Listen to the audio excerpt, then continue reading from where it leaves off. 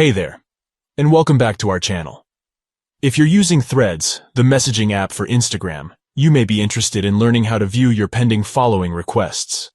In this video, we'll show you how to access this information in just a few simple steps.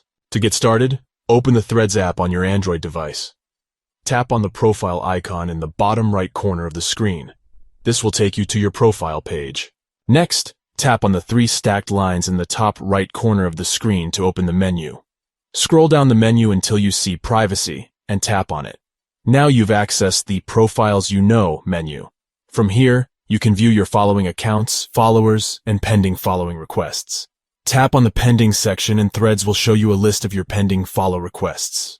You can approve or deny these requests by tapping on the Approve or Deny button next to each request. You can also view the profile of the user who sent the request by tapping on their username.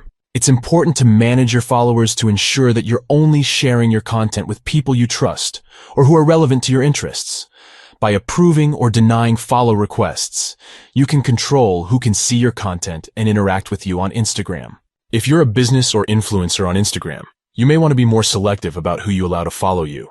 This can help maintain your brand image and prevent spam or inappropriate content from appearing on your profile. And that's it.